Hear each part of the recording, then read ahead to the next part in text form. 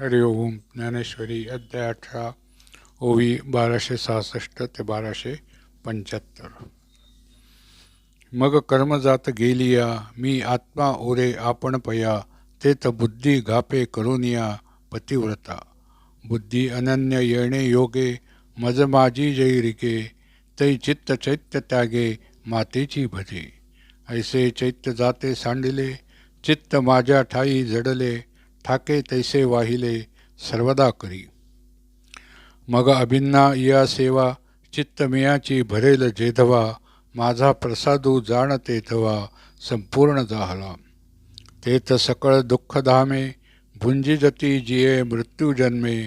तिये दुर्गमेची सुगमे होती तुझ सूर्याचे नि सावाये डोळा सावाईला होये ते अंधाराचा आहे पाडू तया तैसा माझेनि प्रसादे जीवकोणो जयाचा उपमर्ते तो संसाराचे निबाधे बागुले केवी म्हणून धनंजया तू संसार दुर्गती यया तरसील माझिया प्रसादास्तव